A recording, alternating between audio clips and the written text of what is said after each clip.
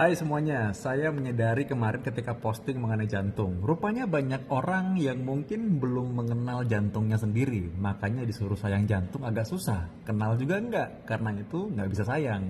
Sekarang nih kita mengenal jantung kita ya. Jantung ini jantung asli nih. Ini jantung yang dulu pernah hidup dan sekarang kita harus berterima kasih kepada jasa orang tersebut yang jantungnya ini bisa kita pakai, sudah diawetkan, kita bisa pakai untuk belajar jantung manusia seperti apa ya. Jadi jantung ini pernah hidup dulunya. Nah, jantung ini ukurannya sebesar telapak tangan kita kalau dikepalkan ya, orang dewasa segini, kira-kira segitu. Adanya di antara kedua paru-paru kita. Sangat berhubungan. Kenapa? Lihat nih ya. Di sini ada pipa nih, pipa yang mengalir ke paru-paru kita, kiri dan kanan. Ya, jadi kita lihat kalau jantung itu seperti pompa air, maka pembuluh darah ini adalah pipa-pipanya. Jadi kalau misalkan pembuluh darah arteri itu mengalir ke seluruh tubuh kita, termasuk ke kepala juga, ke leher nih kita bisa raba ya, lalu ke kaki-kaki kita, ke seluruh organ kita. Itu isinya darah bersih. Nah, darah bersih ini isinya sebenarnya kaya akan oksigen. Jadi karena itu sel-sel kita kan butuh memang oksigen. Jadi dia mendapat aliran darah itu dari jantung kita yang memompa. Makanya jantung kita ini karena fungsinya pompa ya, dia seperti otot memang otot ya. Jadi karena itu dia memompa. Nah, otot-otot jantung ini juga perlu darah, karena itu adalah arteri koroner namanya ya. Arteri koroner ini adalah pembuluh darah yang memberi makan jantung, sehingga kalau tersumbat, makanya itu yang bisa bikin orang serangan jantung, karena dia ngambek nanti kalau nggak dapat makan, tiba-tiba nggak bisa pompa. Nah, makanya akibatnya jadi gagal jantung misalnya ya. Gagal jantung itu adalah kegagalan fungsi jantung. Ini udah nggak gagal paham lagi ya. Nah, jadi karena itu gagal jantung, serangan jantung, dan semua penyakit jantung yang lain itu bisa berhubungan kalau kita bisa tahu penyebabnya apa. Karena itu penting sekali untuk kita ketahui penyebabnya apa aja ya.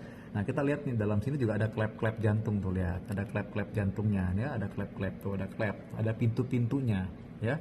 Supaya apa? Darah yang ada di pompa nggak bisa kembali ke belakang lagi ya.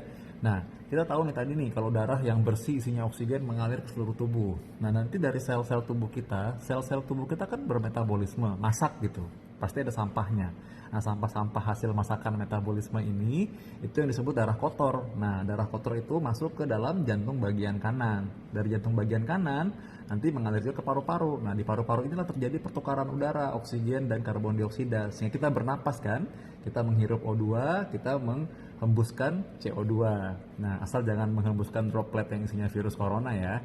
Nah, karena itu kenapa orang kalau misalkan dibilang sekarang infeksi COVID-19, kok bisa kalau punya penyakit jantung jadinya berat ya? Itu tadi, karena sangat berhubungan. Jadi tadi benar-benar kita lihat bagaimana hubungan antara jantung dan paru-paru yang sangat akur dan sangat erat. Kalau satu ada masalah, satunya bisa ngambek juga. Nah, itu yang menyebabkan seseorang bisa check out tiba-tiba ya, dan makin berat gitu kondisinya. Nah, sekarang kita lihat nih, kalau jantung kita itu berdetak semenit ya rata-rata mungkin 70 kali per menit, 80 kali per menit. Satu harian dia bisa berdetak mungkin 100.000 kali. Dan dia bisa mompa sebanyak mungkin 2.000 galon kali. Nah, bisa dibayangin nggak, kerjanya berat sekali. Gimana kalau kita nggak sayang sama jantung kita? Kita pakai sembarangan, kadang orang olahraga bodo amat, mereka pikir ah udahlah nggak mau tahu, pokoknya saya boleh merokok, yang penting saya olahraga misalnya gitu ya. Jadi akhirnya dia nggak tahu ternyata di dalam pembuluh darah jantungnya udah banyak plak-plaknya tuh akhirnya. Suatu waktu dia ngambek tiba-tiba jantungnya, karena apa? Udah nggak tahan lagi dengan kelakuan si yang punya ini, suka-sukanya dia, udah makan suka-suka, malas check up, malas di servis, udah kayak mobil aja ngambek jadi monggok. Kalau jantung tiba-tiba minta cuti gimana coba? Bingung kan?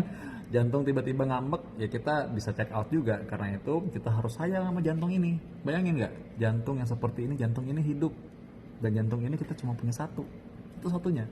Sekali kalau kita bikin dia ngambek, dia nggak akan kembali seperti semua lagi, nggak akan kembali seperti waktu muda lagi. Karena itu kita harus rawat sebaik-baiknya, kita jaga sayang-sayang jantung kita. Jantung kita cuma satu.